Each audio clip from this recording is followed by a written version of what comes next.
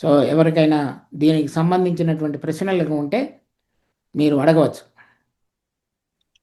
Brother, ఇప్పుడు వినగలిగే చెవులు, ఆ చూడగలిగే కన్నులు ఉమ్. మనకి కావాలంటే ఏంటి, ఏం చేయాలి? ఒక విశ్వాసి ఇప్పుడు ఏం చేయాలి? ఎక్కువ ధ్యానం చేయాలా, లేకపోతే ఎలాగా? ఉమ్. ఈ అది గ్రహించటం అనేది కూడా ప్రాముఖ్యంగా చెప్పారు కాబట్టి మీరు ఆ, ఈ గ్రహించటం అంటే ఏంటి, ఎట్లా గ్రహించాలి, ఎట్లా? అంటే ఈ మొట్టమొదట ఆత్మలో జన్మించిన వారి విషయంలో అలా జరుగుతుంది. చూడండి, ఉమ్. యోహాను సువార్త 3వ అధ్యాయం. యోహాను సువార్త 3వ అధ్యాయం 3వ వచనం. అందుకు యేసు అతనితో, ఒకడు క్రొత్తగా జన్మించితేనే కానీ అతడు ఉమ్. దేవుని రాజ్యమును చూడలేడని నీతో నిశ్చయంగా చెబుతున్నాను. ఉమ్. సో ఇక్కడ మనిషి భూలోకంలో ఉన్నాడు, దేవుడు పరలోకంలో ఉన్నాడు. ఆయనకు సంబంధించినటువంటి అధికారాన్ని, ప్రభుత్వాన్ని, దేవుడికి మన మీద కలిగినటువంటి అధికారాన్ని, ప్రభుత్వాన్ని, దేవుడు ఏ విధంగా మరి సమస్తాన్ని చేస్తాడో అనేటువంటిది చూడగలగటం అనేటువంటిది ఆత్మ సంబంధమైనటువంటి పరిశుద్ధాత్మ దేవుడు మనలో జరిగించే కార్యం అది. ఉమ్. అది చూడండి, యోహాను సువార్త 2వ అధ్యాయం 23వ వచనం నుంచి. ఆయన పస్కా పండుగ సమయమున యెరూషలేములో ఉండగా ఆ పండుగలో అనేకులు ఆయన చేసిన సూచక క్రియలను చూచి ఆయన నామమందు విశ్వాసముంచిరి.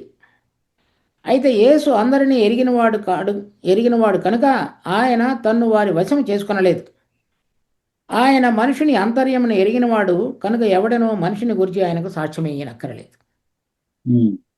సో ప్రభువు చేసినటువంటి కార్యములను బట్టి వారు విశ్వసించారు. కానీ వారి అంతర్యమును ఎరిగిన వారు కనుక ప్రభువు వారికి తమ వశం చేసుకొనలేదంటే ఇంకా ఎక్కువ ప్రత్యక్షత వారికి అనుగ్రహించలేదని చెప్తున్నాడు. సో అనేక మంది క్రైస్తవులు ఎలా ఉంటారంటే వాళ్ళు విశ్వసించామని అనుకుంటున్నారు. తర్వాత ప్రభు చేసిన కార్యాలను బట్టి వారు నిజంగానే విశ్వసించవచ్చు. కానీ 3వ అధ్యాయానికి వచ్చేటప్పటికి ఈ పరిశుద్ధాత్మ దేవుడు లేక పైనుంచి కొత్తగా జన్మించడం అనేటువంటిది జరిగించినప్పుడు మన కన్నులు తెరవబడతాయి. ఉమ్. తెరవబడి దేవుని సంబంధమైన సంగతులను చూడగలిగే విధంగా, ఆలోచించగలిగే విధంగా చేస్తాడు దేవుడు. తర్వాత యోహాను సువార్త 3వ అధ్యాయం 7వ వచనం. మీరు క్రొత్తగా జన్మింపవలనని నేను నీతో చెప్పినందుకు ఆశ్చర్యపడవద్దు. గాలి తనకిష్టమైన చోటన విసురును, నీవు దాని శబ్దము విందువే కానీ అది ఎక్కడి నుండి వచ్చునో ఎక్కడికి పోవునో అది నీకు తెలియదు. కనుక ఈ పరిశుద్ధాత్మ దేవుడు మన తాకినప్పుడు, ఈ గాలి తాకినప్పుడు దాని యొక్క శబ్దాన్ని ఏ విధంగా వింటావో ఉమ్. ఆ విధంగా వినగలిగేటట్లుగా చేసేటువంటి వాడు కూడా పరిశుద్ధాత్మ దేవుడే. ఇక్కడ గాలి అనే మాటకు స్పిరిట్ అనే అర్థం ఇంగ్లీష్లో. ఉమ్.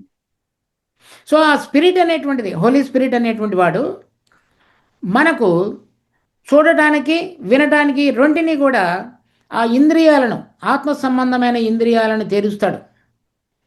తెరిచి ఆయన మనకు ఏదైతే ఇవ్వాలని కోరుతున్నాడో, వినాలని కోరుతున్నాడో వాటిని తెలియపరుస్తాడు. ఉమ్. చూడండి, యోబు గ్రంథం 38వ అధ్యాయం 36వ వచనం. అంతరింద్రియములలో జ్ఞానమిచ్చిన వాడెవడు? హృదయమునకు తెలివినిచ్చిన వాడెవడు?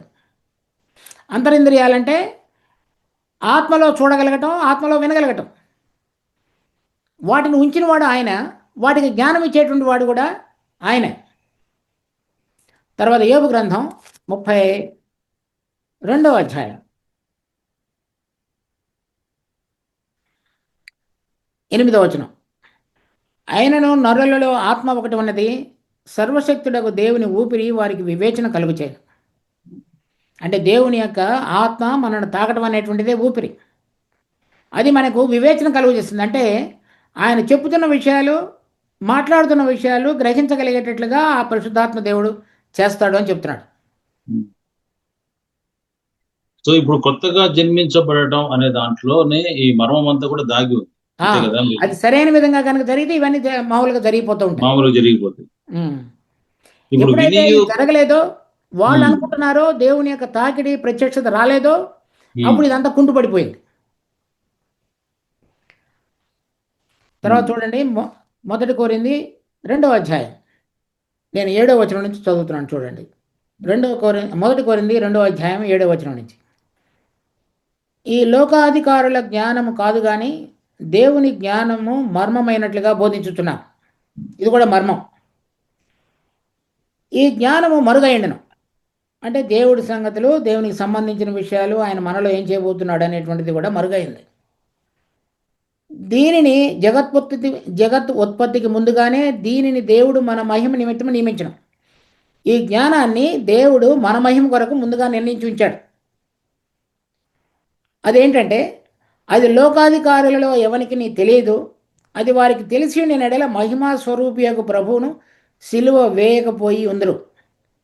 ఇందును గూర్చి దేవుడు తను ప్రేమించు వారి కొరకు ఏవి సిద్ధపరిచినో అవి కంటికి కనబడలేదు, చెవికి వినబడలేదు, మనుష్య హృదయమునకు గోచరం కాలేదు. సో సిలువ వేసినటువంటి ఇశ్రాయేలులు కానీ, వేసిన అధికారులైనటువంటి రోమియులు కానీ దేవుని గురించినటువంటి జ్ఞానము అంతరంగ సంబంధమైన కనులు, చెవులు తెరవబడలేదు కాబట్టి వారికి తెలియలేదు. అందుచేతనే ఆయన సిలువ వేశారని చెప్తున్నాడు. అలా చెప్పి 10వ వచనం, మనకైతే దేవుడు వాటిని తన ఆత్మ వలన బయలుపరిచున్నాడు.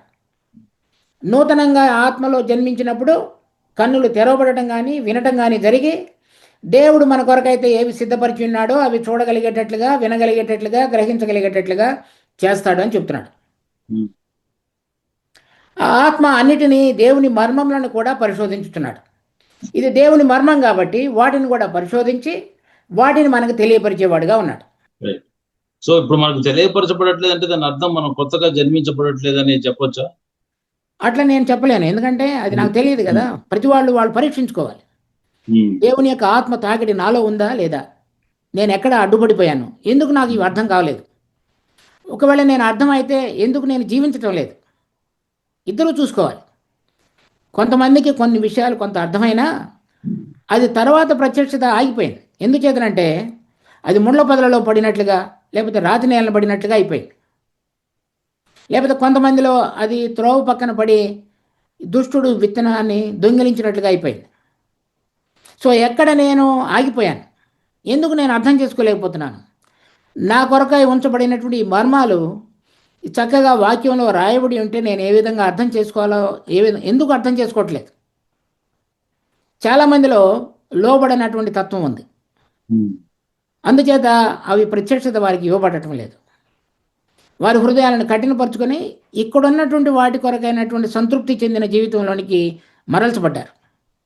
తర్వాత ప్రభువు పరలోక సంబంధమైనవి వెతకమంటే వారు ఇక్కడ వాటిని వెతికి ఆయనతో పాటుగా పోరాడి అవి చేయమని కోరేవారుగా ఉంటారు. అప్పుడు వారు పరలోక సంబంధమైనటువంటి దృష్టి లేనట్టు మనకు అర్థమవుతుంది. ఎందుకంటే అది ఆ సరైన తాకిడి లేదని అర్థం. అది ఒకళ్ళు మీరు పరలోకం నుంచి జన్మించారా, పైనుంచి జన్మించారా లేదా అనేది మనం చెప్పలేము. ప్రతి వాళ్ళు పరీక్షించుకోవాలి, ఎందుకు నేను ఈ విధంగా జీవించలేకపోతున్నాను. వాళ్ళు యథార్థమైన మనసుతో వెతికితే వాళ్ళందరికీ కూడా ఆయన సమీపంగా ఉండి దొరికేవాడుగా ఉంటాడు. అందరూ దీన్ని తెలుసుకోవాలని, వెంబడించాలని ఆయన కోరుతాడు. ఇప్పుడు ఇందాక కూడా మీరు చెప్పిన దాంట్లో కూడా అక్కడ మనకి అపవాది వచ్చి వెతుకొని వెళ్ళిపోతారు అనే దాంట్లో వినియు గ్రహింపకనై ఉండగా అన్నది.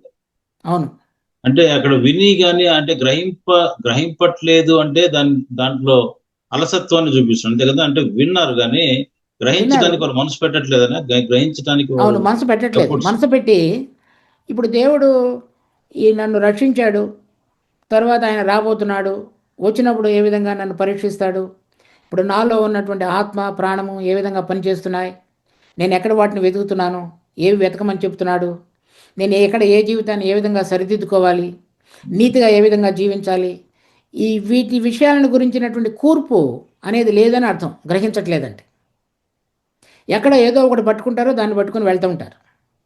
ఈ విషయాలన్నీ చక్కగా ఒక దండలాగా కూర్చి ఒక అలంకారమైనటువంటి విధంగా చూసుకొని నేను దానిని వేసుకొని జీవించాలి అనేటువంటి అనుభవంలోనికి రానివారని అర్థం. గ్రహించట్లేదంటే అంటే చాలాసార్లు మనకి వినేది ఏంటంటే మాకు అర్థం కావట్లేదు, చదివితే మాకు ఎక్కట్లేదు, రైట్. అంటే వారికి ఇవి దాని గురించిన మనసు లేదని అర్థం. ఎగ్జాక్ట్లీ అదే కదా.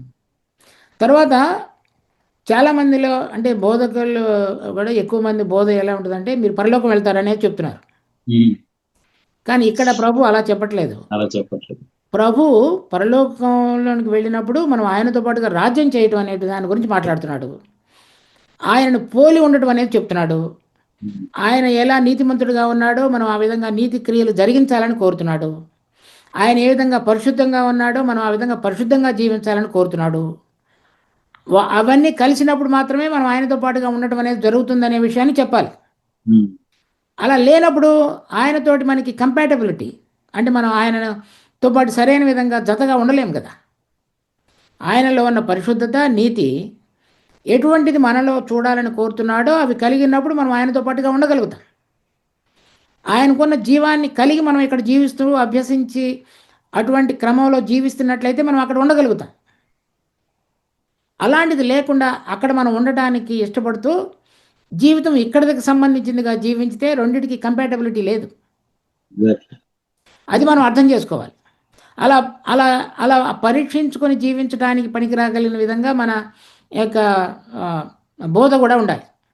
చాలామందికి అటువంటి అనుభవం లేకపోవడం చేత బోధించకపోవడం తర్వాత కొంతమంది, బోధించిన చోట లోబడకుండా ఉండటం చేత కొంతమంది అర్థం చేసుకొని శ్రమ వచ్చినప్పుడు మళ్ళా గట్టు దాటి అవతలికి వెళ్ళిపోయి మళ్ళీ అయిన తర్వాత ఇటు దాటి అలా కొంతమంది అలా రకరకాలుగా ఉంటున్నారు. అవన్నీ కూడా మనకి మంచిది కాదు. రైట్. Thank you